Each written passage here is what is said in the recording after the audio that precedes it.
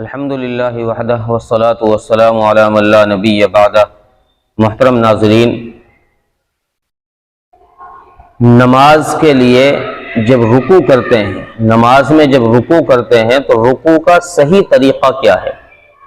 چونکہ بہت سارے لوگوں کو دیکھا ہے کہ ان کی بعض کی کوہنیاں یہاں سے مڑی ہوئی ہوتی ہیں، گھٹنے مڑے ہوئے ہوتے ہیں، سر اوپر کو ہوتا ہے، سرین نیچے کو ہوتی ہے، اور بعض لوگ تو یہاں تک کہتے ہیں کہ رکوع اس طریقے پر کیا جائے کہ آپ کے جسم کی ہیئت، جسم کی شکل ایسی بن جائے جیسے محمد کا، محمد لکھنے میں ہوتا ہے میم ہا پھر میم پھر دال، اس طریقے سے آپ کی ہیئت بن جائے۔ وہ کہتے ہیں کہ آپ کو رکوع اس طریقے سے کرنا چاہیے جیسے محمد کی شکل ہوتی ہے، لکھے ہوئے محمد کی، یعنی سر اوپر کو، پھر نیچے کو، پھر اور نیچے کو مڑا ہوا ہا کی طرح، پھر گھٹنے اور مڑے ہوئے میم کی طرح، پھر دال کی طرح ٹانگوں کو۔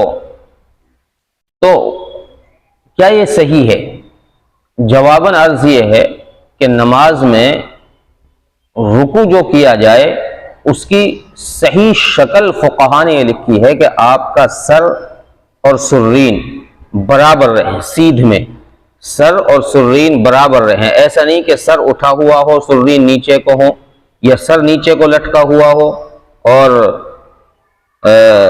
سرین اوپر کو اٹھی ہوئی ہو، بلکہ سر اور سرین برابر ہوں۔ اسی طریقے سے ہاتھوں کی کوہنیاں یہ سیدھی ہونی چاہیے، اور پیروں کے گھٹنے یہ بھی بالکل آپ کے سیدھے ہونے چاہیے۔ پیر اور گھٹنے بالکل سیدھے، مڑے ہوئے نہیں ہونے چاہیے، نہ کوہنیاں مڑی ہونی چاہیے ہاتھ کی، نہ گھٹنے مڑے ہوئے ہونے چاہیے۔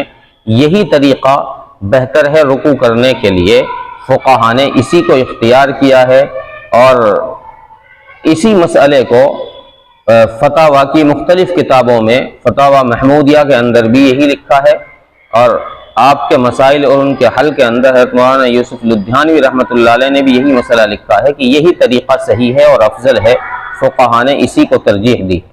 السلام علیکم ورحمۃ اللہ وبرکاتہ۔